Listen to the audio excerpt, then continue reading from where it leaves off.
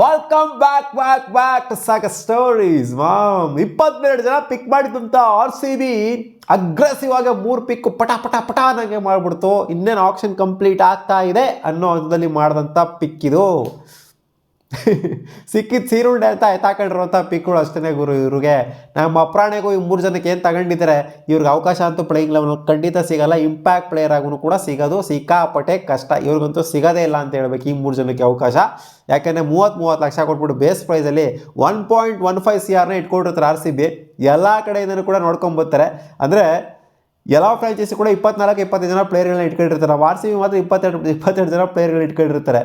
ಏನು ಗುರು ಕತೆ ಇದು ಹಿಂಗೆ ಅಂತ ಅನ್ಕೊಂಬಿಟ್ಟು RCB ಇಲ್ಲಮ್ಮ ನಾವು 3 ಜನ ಪ್ಲೇಯರ್ ತಗೊಂಡು 25 ಜನ ಮಾಡ್ಕೊಂಬಿಡೋಣ, ಈ ಸಲ ಫಿಟ್ ಮಾಡ್ಕೊಂಬಿಡೋಣ, ಸ್ಕ್ವಾಡ್ನ ಮ್ಯಾಕ್ಸಿಮಮ್ ರೀಚ್ ಮಾಡ್ಬಿಡೋಣ ಅಬಿಲಿಟಿನ ಅಂತ ಅಂದ್ಕೊಂಡು 3 ಜನನ ಪಿಕ್ ಮಾಡಿಬಿಟ್ಟು 22 ಜನ ಇತ್ತು ಕರೆಕ್ಟಾಗಿ. ಅವರೇ ಸಾಕಾಗಿದ್ರು.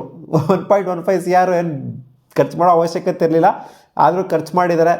ಅವಕಾಶ ಕೊಡೋಣ ಅನ್ನೋ ಒಂದು ಇಂಟೆಂಟು ಇಲ್ಲ ಪಾಪ ಹುಡುಗರಿಗೆ ಒಂದು 30 ಲಕ್ಷ ಹಂಚನ ಅನ್ನೋ ಒಂದು ಇಂಟೆಂಟ್ ಇರಬೇಕು. ಸ್ವಲ್ಪ ಪ್ರೋತ್ಸಾಹನ ಕೊಡೋದ್ರ ಇಂಟೆಂಟ್ ಇರಬೇಕು. ಅದಕ್ಕೋಸ್ಕರ ಈ 3 ಜನ ಪ್ಲೇಯರ್ನ ತೊಗೊಂಡಿದೆ. ವಿಕಿ ಹೋಸ್ವಾಲ್ ಅಂತ ಒಬ್ಬ ಸ್ಪಿನ್ನರ್ನ ತೊಗೊಂಡಿದೆ. ಜೊತೆಗೆ ಒಬ್ಬ ಬೌಲರ್ ಆಗಿರುವಂಥ ವಿಹಾನ್ ಮಲ್ಹೋತ್ರಾ ಅಂತ ಆ್ಯಂಡ್ ಕನಿಷ್ಕ್ ಚೌಹಾನ್ ಅಂತ ಒಬ್ಬ ಪ್ಲೇಯರ್ನ ತೊಗೊಂಡಿದೆ. ಫಸ್ಟ್ ಬಂದ್ಬಿಡೋಣ ಈ ವಿಕಿ ಹೋಸ್ವಾಲ್ ಅನ್ನೋ ಪ್ಲೇಯರ್ ವಿಚಾರಕ್ಕೆ. ಇವರು ಅಂಡರ್-19 ಪ್ಲೇಯರು. ಬೇಸಿಕಲಿ ಬಂದು ಇನ್ನೂ ಅಂತ ಹೆವಿಯಾಗೇನು ಪ್ರೂವ್ ಮಾಡಿಲ್ಲ. ಹೆವಿಯಾಗಿ ಪ್ರೂವ್ ಮಾಡಿದರೆ ಮೈನ್ ಆಕ್ಷನಲ್ಲೇ, ಅಂದರೆ ಆಕ್ಷನ್ ನಡಿಬೇಕಾದ್ರೆ ಸೇಲ್ ಆಗ್ತಿರಲಿಲ್ಲ. ಇಲ್ಲಿವರೆಗೂ ಬರಬೇಕಾಗಿತ್ತು ಗುರು. ಮಿಸ್ಲಿನಿಯಸ್ ಆಕ್ಷನ್ ಎಲ್ಲ ಆದಮೇಲೆ ಲಾಸ್ಟಿಗೆ ತುರುಕಬೇಕಾಗಿತ್ತು. ಸೊ ಇಲ್ಲೆಲ್ಲ ತಗೊಂಡಿರೋಂಥ ಪ್ಲೇಯರ್ಸ್ಗಳೆಲ್ಲ ಒಂಥರ ಬೇಕು ಅಂತ ಇಟ್ಕೊಳಕ್ಕೆ ಅಂತ ತಗೊಂಡಿರೋಂಥ ಪ್ಲೇಯರ್ಗಳು. ಬಾಲ್ ಹಾಕೋಕ್ಕೆ, ಬಾಲ್ ತಗೊಬರೋಕ್ಕೆ, ಅದಕ್ಕೆ ಇದು ಸುಮ್ಮನೆ ನಾನು ಅವಮಾನ ಮಾಡ್ತಾಯಿದ್ದೀನಿ. ಅವಮಾನ ಮಾಡ್ದಂಗೆ ಹೋಗ್ಬಿಡ್ತೀವಿ ಪ್ಲೇಯರ್ಸ್ಗೆಲ್ಲ. ಆಮೇಲೆ ಒಟ್ಟಲ್ಲಿ ನಾನು ಡೈರೆಕ್ಟಾಗಿ ಹೇಳ್ತಿದ್ದೀನಿ, ಒಟ್ನಲ್ಲಿ ಆ ಥರನೇ ಇಟ್ಕೊಂಡಿರೋರು. ಇವ್ರಿಗೆ ಅವಕಾಶ ಸಿಕ್ಬಿಟ್ರೆ ಕೇಳ್ಕೊಳ್ಳಿ. ಈ 3 ಜನ ಪ್ಲೇಯರ್ಸ್ ಏನು ತಗೊಂಡಿದ್ದಾರೆ, ನಮ್ಮ ಒಪ್ಪಣೆಗೂ ಅವಕಾಶ ಸಿಗಲ್ಲ ಇವ್ರಿಗೆ. ಸುಮ್ಮನೆ ಹೇಳ್ತೀನಿ ಅಷ್ಟೇ ಏನೇನು ಇವರು ಅಂತ.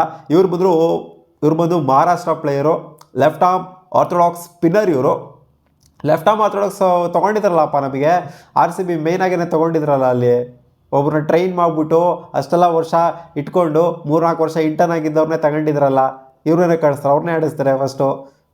ನೋಡೋಣ, ಇನ್ ಕೇಸ್ ಅವಕಾಶ ಸಿಕ್ತು ಅಂದರೆ ಅವ್ರಿಗೆ ಅವಕಾಶ ಸಿಗಲ್ಲ, ಇವ್ರಿಗೆ ಅವಕಾಶ ಸಿಗುತ್ತಾ? ಸೊ ಅಂಡರ್-19 ಆ ಲೆವೆಲಲ್ಲಿ ಇವರು ಆಡಿದ್ದಾರೆ. ವಿಕಿ ಹೋಸ್ವಾಲ್ ಹೆಸರು ಕೇಳಿದ್ರೋ ನನಗಂತೂ ಗೊತ್ತಿಲ್ಲ. So slow left arm orthodox spinner ಆಗಿರೋದ್ರಿಂದ ಸ್ವಲ್ಪ ವೇರಿಯೇಷನ್ ಅಂತೂ ಖಂಡಿತ ಇರುತ್ತೆ. ಒಟ್ಟಲ್ಲಿ ಸ್ಲೋ ಲೆಫ್ಟ್ ಆರ್ಮ್ ಸ್ಪಿನ್ನರ್ ಆರ್ಥೋಡಾಕ್ಸ್ನೇ RCB ಬ್ಯಾಕ್ ಟು ಬ್ಯಾಕ್ ತಗೊಂಡಿದೆ. ಸೊ ಲೆಫ್ಟ್ ಆರ್ಮ್ ಸ್ಪಿನ್ನರ್ಸ್ ಮೇಲೆ ಏನು ಒಲವು ನನಗಂತೂ ಗೊತ್ತಾಗ್ತಿಲ್ಲ RCB ಮೇಲೆ. ರೈಟ್ ಆರ್ಮ್ ಸ್ಪಿನ್ನರ್ಸ್ ಅಷ್ಟೇ ನಂಗೆ ತಗೊಂಡಿಲ್ಲ. ಲೆಫ್ಟ್ ಆರ್ಮ್ ಸ್ಪಿನ್ನರ್ಸ್ ಮೇಲೆ ಸ್ಪಿನ್ನರ್ಸ್ ಆ ಥರ ತಗೊಂಡಿದೆ ಇವಾಗ. ಓಕೆ, ವಿಕಿ ಹೋಸ್ವಾಲ್ ಕತೆ ಇಷ್ಟ ಆಗಿತ್ತು.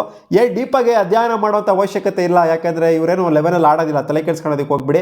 ಸೆಕೆಂಡ್ ಪ್ಲೇಯರ್ ಬಂದ್ಬಿಟ್ಟು ವಿಹಾನ್ ಮಲ್ಹೋತ್ರಾ ಅಂತ ಒಬ್ಬ ಬೌಲರ್ನ ತೊಗೊಂಡಿದ್ದಾರೆ. ಇವರು ಕೂಡ ಅಂಡರ್-19 ಬ್ಯಾಕ್ಗ್ರೌಂಡ್ ಇರೋವಂಥವ್ರನ್ನೇ.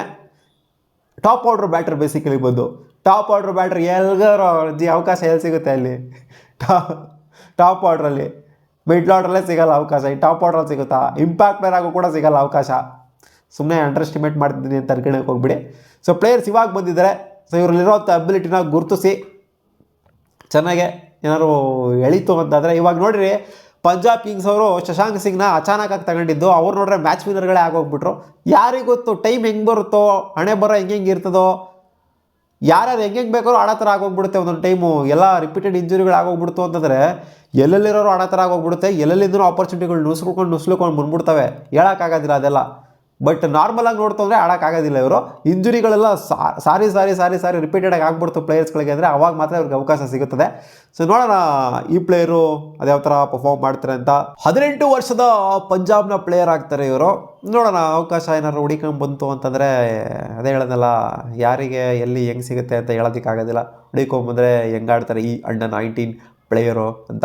ಸೊ ಇನ್ನೊಬ್ಬ ಪ್ಲೇಯರ್ ಯಾರು ಅಂತಂದರೆ ಲಾಸ್ಟಿಗೆ ತೊಗೊಂಡಂಥ ಪ್ಲೇಯರು ಇಟ್ಸ್ ಕನಿಷ್ಕ್ ಚೌಹಾನ್. ಎಲ್ಲ 3 ಪ್ಲೇಯರ್ಸೂ ಕೂಡ ಒಂಥರ ಅಂಡರ್-19 ಬ್ಯಾಕ್ಗ್ರೌಂಡ್ ಇರುವಂಥ ಪ್ಲೇಯರ್ಸ್ಗಳನ್ನೇ ತೊಗೊಂಡಿರೋದು. ಇನ್ನು ಏಜ್ ಏನಾಗಿಲ್ಲ, ತೀರಾ ಹೆಂಗೆ ಎನರ್ಜೆಟಿಕ್ ಆಗಿರೋವಂಥ ಪ್ಲೇಯರ್ಸ್ಗಳನ್ನೇ ತೊಗೊಂಡಿರೋದು. ನೆಗಡಿ ಆಗೋಗ್ಬಿಟ್ಟೈತೆ ನನಗೆ, ರಿಪೀಟೆಡಾಗಿ ವಿಡಿಯೋ ಮಾಡಿ ಮಾತಾಡೋಕೆ ಆಯ್ತಾ ಇಲ್ಲ. ಸೊ ಇವ್ರು ಬಂದು right arm off break bowler. ಲೆಗ್ಗಿನೇ ಹುಡುಕ್ತಾವ್ರೆ, ಆರ್ಥೋಡಾಕ್ಸ್ ಬೌಲರ್ನೇ ಹುಡುಕ್ತಾವ್ರೆ, ಲೆಫ್ಟ್ ಆರ್ಮೇ ಹುಡುಕ್ತಾವ್ರೆ ಅಂತ ಹೇಳ್ತಿದ್ನಲ್ಲ. ಇಲ್ಲಿ ಆರ್ಥೋಡಾಕ್ಸ್ ಅಲ್ಲಪ್ಪ, ಇವಾಗ ನೋಡಿ ರೈಟ್ ಆರ್ಮ್ ಆಫ್ ಬ್ರೇಕ್ ಬೌಲರ್ನು ತೊಗೊಂಡವ್ರೆ.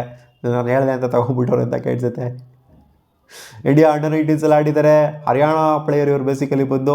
ಆ್ಯಂಡ್ ಸ್ವಲ್ಪ ಲೋವರ್ ಆರ್ಡರ್ಲಿ ಬ್ಯಾಟಿಂಗ್ ಆಡುವಂಥ ಅಬಿಲಿಟಿನೂ ಕೂಡ ಇವ್ರಿಗೆ ಇದೆಯಂತೆ. ರೈಟ್ ಹ್ಯಾಂಡ್ ಬ್ಯಾಟ್ ಜೊತೆಗೆ right hand off break bowler, ಅಂದರೆ ಸ್ಪಿನ್ನರು. ನೋಡೋಣ ಹಿಂಗೆ ಪರ್ಫಾರ್ಮ್ ಮಾಡ್ತಾರೆ ಅಂತ. ಚೆನ್ನಾಗಿ ಹೇಳೋವಂಥ ಅವಶ್ಯಕತೆ ಇಲ್ಲ ಇವ್ರ ಬಗ್ಗೆ, ಯಾಕೆಂತಂದರೆ ಇವರೇನು ಮೈನ್ ಲೆವೆಲಲ್ಲಿ ಫಿಟ್ಟಿನೇನು ಆಗೋದಿಲ್ಲ ಸ್ಟ್ರೈಟ್ ಅವೇ. ನೋಡೋಣ, ಇನ್ ಕೇಸ್ ಏನೋ ಫಿಟ್ಟಿನ್ ಆಗೋ ಥರ ಆಯಿತು ಅಂದರೆ ಅವಾಗ ಬೇಕಾದ್ರೆ ಡ್ರಿಲ್ ಮಾಡೋಣ ಇವ್ರ ಬಗ್ಗೆ. ಮತ್ತೆ ಸಿಗೋಣ ಮುಂದಿನ ವಿಡಿಯೋದಲ್ಲಿ ಗಾಯ್ಸ್. ಅದೇ ಗುರು, ಇವ್ರನ್ನ ಬಿಟ್ರಲ್ಲ, ರಾತೆನ ಮತ್ತು ಸ್ವಸ್ತಿಕ್ ಶಿಕಾರನ ಇವ್ರನ್ನೆಲ್ಲ ಬಿಟ್ರಲ್ಲ ಲಾಸ್ಟ್ ಸೀಸನು. ಅವ್ರ ಜಾಗದಲ್ಲಿ ಇವ್ರನ್ನೆಲ್ಲ ಫಿಟ್ ಮಾಡ್ಕೊಂಡಿದ್ದಾರೆ ಅಷ್ಟೇ, ಬೇರೆ ಏನೂ ಇಲ್ಲ ಅಲ್ಲಿ. ಅದೇ ವಿರಾಟ್ ಕೊಹ್ಲಿಯಿಂದ ಓಡಾಡ್ತಿದ್ರಲ್ಲ ಸ್ವಸ್ತಿಕ್ ಶಿಕಾರ, ಆ ಥರ ಇವರು ಓಡಾಡಬೇಕು. ಮತ್ತೆ ಸಿಗೋಣ ಮುಂದಿನ ವಿಡಿಯೋದಲ್ಲಿ ಗಾಯ್ಸ್. ಬಾಯ್.